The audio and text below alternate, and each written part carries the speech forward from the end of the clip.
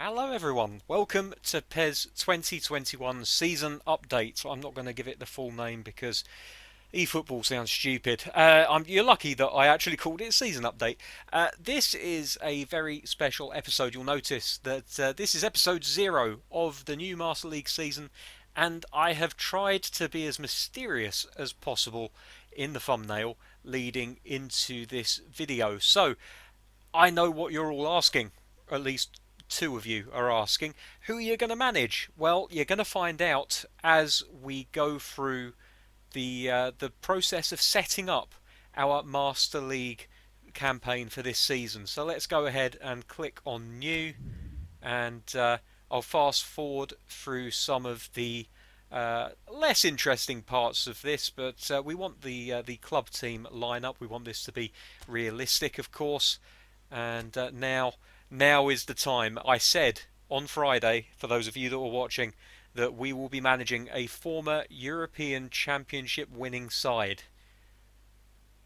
Where are we going to stop?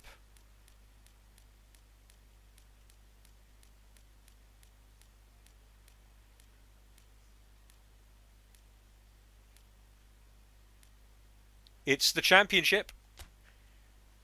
Who in the Championship could it be? I mean, how many teams are there in the Championship that have won a European title? Not many, you would argue. But I'm going to string this out a little bit longer. Most of you probably already know. I think there's only one team in the Championship that have won two European titles, and that is the mighty Nottingham Forest. Yes, that is it. This year we're going to be playing as Nottingham Forest. Going to try and get them back into the Premier League. Going to try and get them winning titles, FA Cups and European Championships. Going to recreate the magic that Brian Clough managed to capture in a bottle in the 1970s.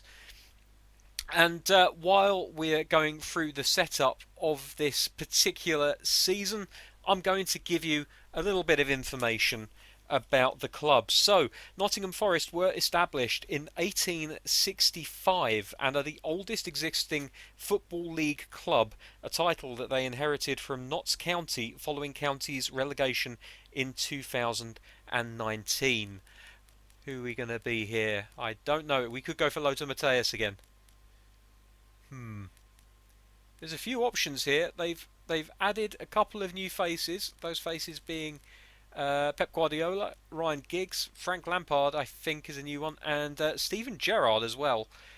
Kind of tempted by young-looking Pep Guardiola. We're not going to be using the name of the actual manager this year. We will be giving our own name to the manager. So it will be Dave Roberts leading them, and not Pep Guardiola. A little bit more interesting facts on Forest. They were at one point nicknamed the Garibaldis, which is a reference to the red caps that they wore at their inception. These caps were Garibaldi red, which is a colour that is named after the leader of the Italian red shirt firefighters. He was named Garibaldi. I wonder if he was also the guy that invented the biscuits. Lovely, tasty, nom nom biscuits. In 1886, and this is particular interest to me, Forest donated a set of kits to Dial Square, a team that would later come to be known as Arsenal Football Club, starting the long tradition of that club wearing red in games. Nottingham Forest were quite a charitable team back in those days. They also helped to set up Liverpool Football Club, and they helped Brighton to form by finding them somewhere to play. It's lovely to see that football clubs could be charitable, even in those days. Forest are also known as the Tricky Trees, and they're probably best known for their exploits under manager Brian Clough, who led them to two European Cups in 1979 and 1980, as well as the league title in the 1978-79 season. Two-time FA Cup winners, were the first club in English football to break the £1 million barrier in English football when they signed Trevor Francis in February 1979 from Birmingham City, which was double the previous domestic transfer record. We're going to go with Pep Guardiola. And I'm very nearly there with the facts. In recent years, Nottingham Forest have actually struggled to be consistent. They really have been. If you look at their league positions it's a yo-yo. It really is. It's up and down and up and down and up and down.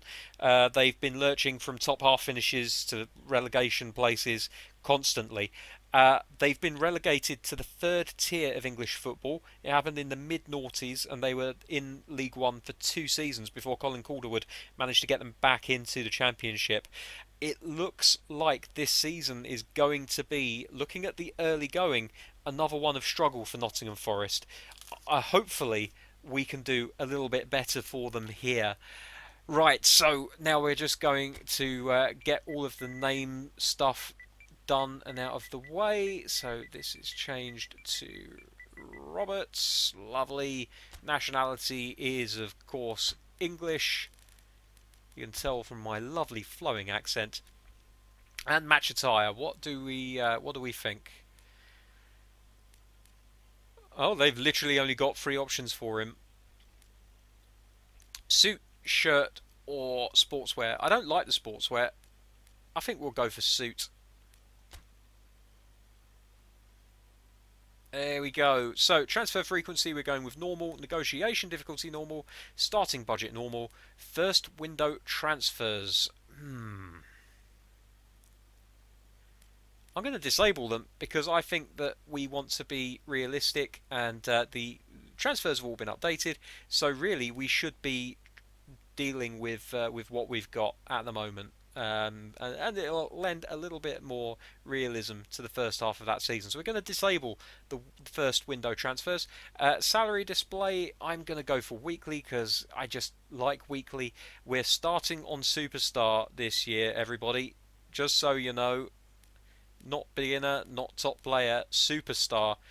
Match time, leave at 10 minutes. Currency, we will move to pounds, and stops during transfer window only when there is progress. Basically, the same settings as last year's episode. I'm doing all of this in episode 0, so that if you guys aren't particularly bothered with us setting up and just kind of talking about our plans, then you can, of course, just zip straight ahead to the episode 1, where we'll get into some actual match day action. So here we are. It's the same old coming to meet the players. They seem to have just used the same animations from PES 2020. Understandable, because this is literally just a roster update and a little bit of a visual fluff, should we say? I don't know if that's something I should be saying on this channel. They fluffed it. So we're just meeting the players, shaking hands, getting to know the squad. I have played a few what I would loosely term as pre-season friendlies with the side, so I am familiar with them, and we'll be running through the tactical setup of the team, going through the squad, really giving some thoughts about what we've got and what we should be able to do with these players. So let's see what the board want from us. He's about to get off the phone with the board. Right, tell me, what do you want us to do?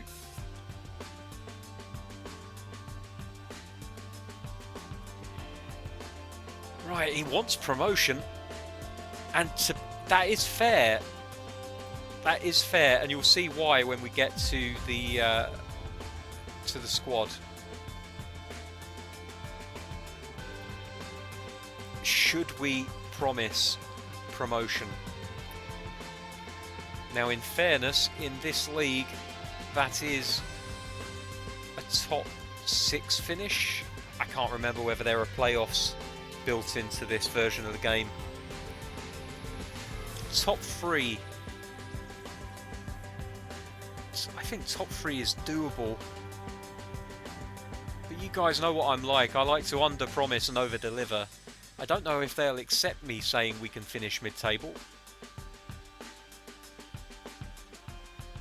Don't need to worry about it affecting how much money they give us in transfers and wages, because we have the first transfer window locked off. So I don't want to get fired. Let's say mid-table, and we're still going for promotion. Don't get me wrong. 10th position or higher. I'm hoping to finish top 6, honestly, and then hopefully playoffs will actually be a thing.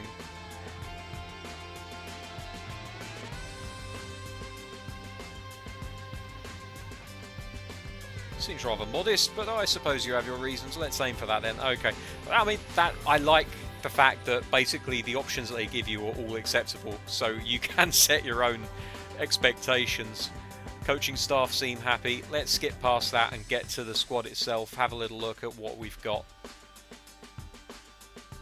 on hand this season. Okay, first of all, we're going to meet the press. Of course we are. So, as per usual, you can see that I have the PES Universe patch installed. All of the kits, all of the badges, everything is as it should be. Congratulations, what are your plans for the team? You're going to introduce your preferred system, blah blah blah blah blah. Well, we do need to strike a good balance.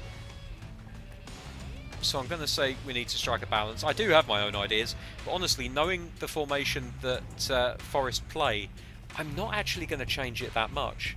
They play pretty much the same formation that most teams do these days, which is a 4-5-1 with two deep-lying midfielders.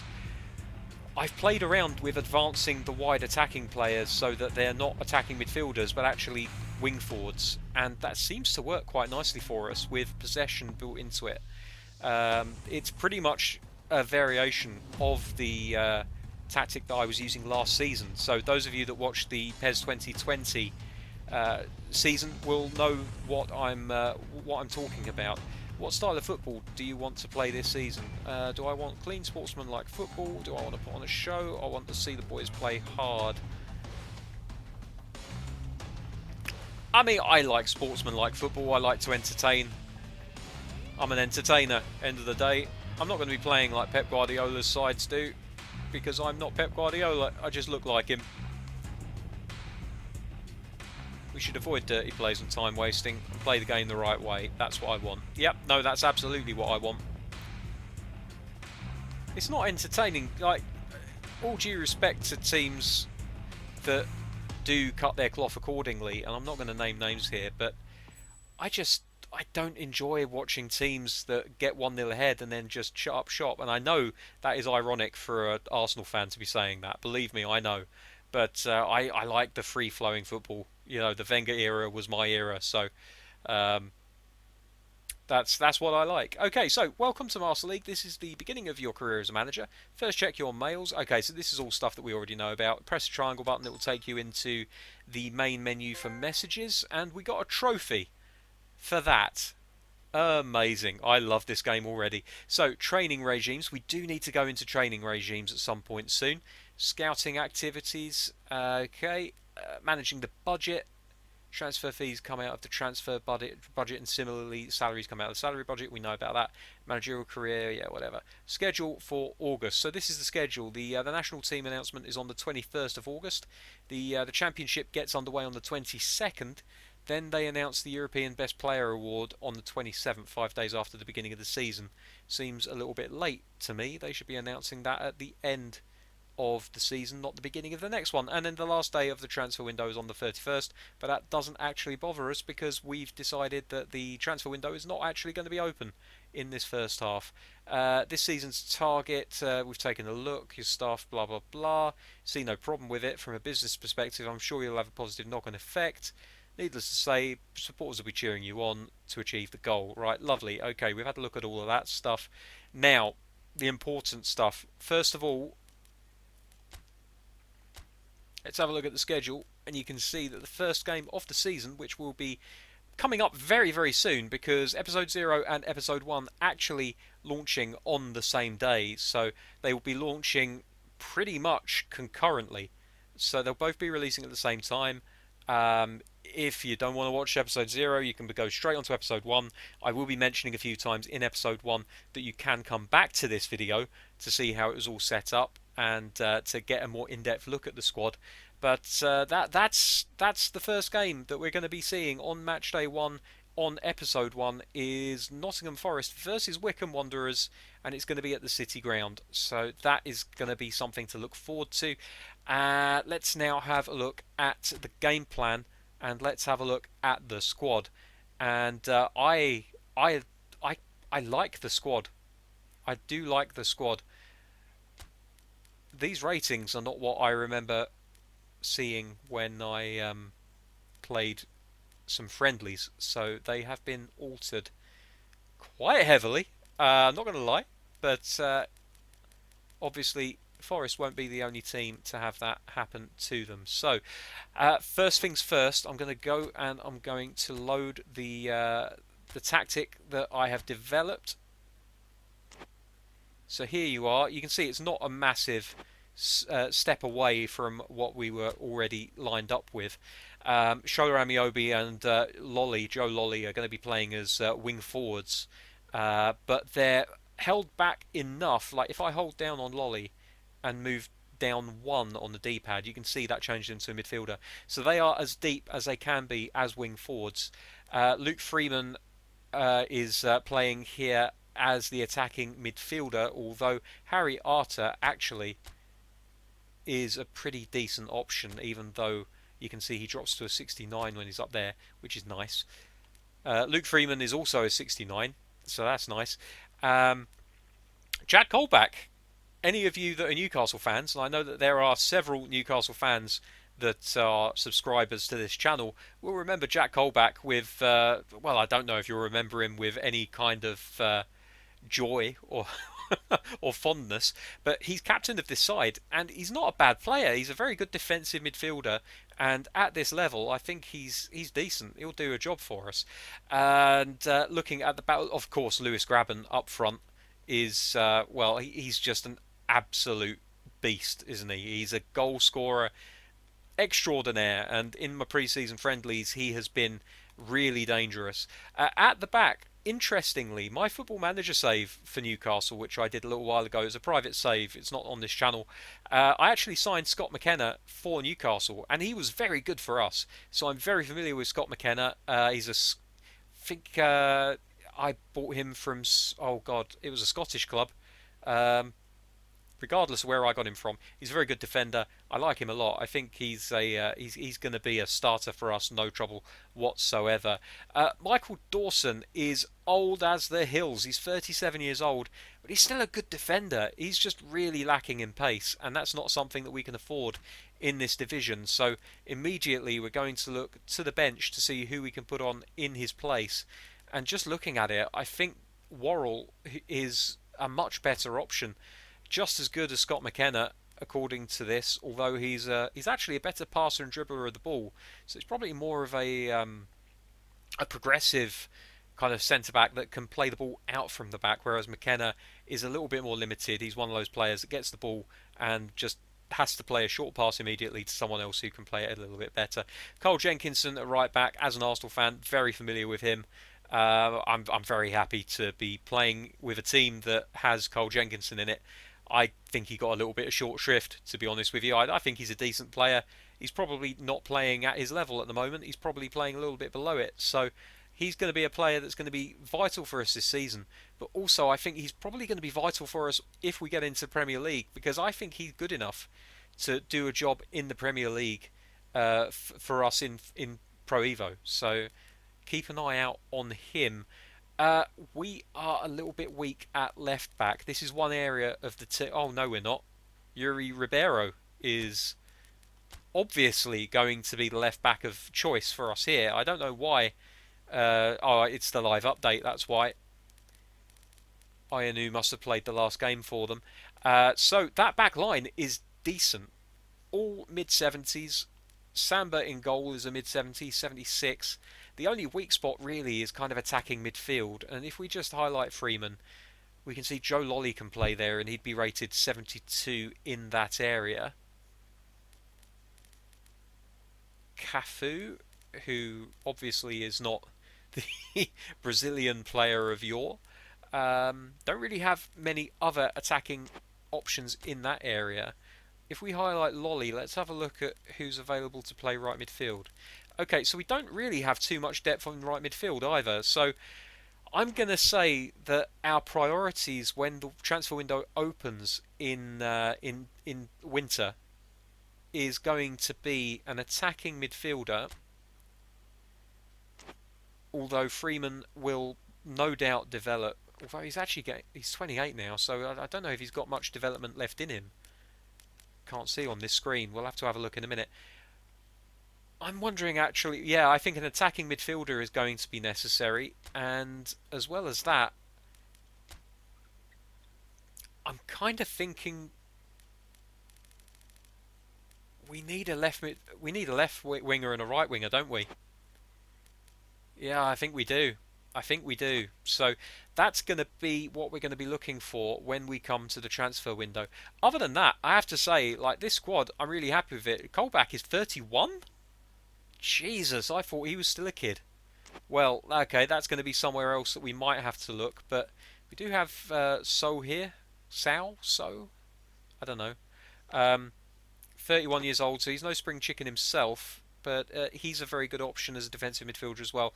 So we do at least have depth in that area. Yates can play there as well. He's not terrible. So there's depth there. I'm pretty happy with the depth in those areas. Oh, and we have Bashiru as well, who can play defensive midfield. 30 years old. It's an aging squad. It is an aging squad. That is one thing I'll say about this team. We got four goalkeepers. Why have we got four goalkeepers? Diallo's rated 68. Smith is rated 66. I think we're going to get shot of Smith. And we're probably going to get shot of Shelby as well. Because they're just taking up wages, frankly.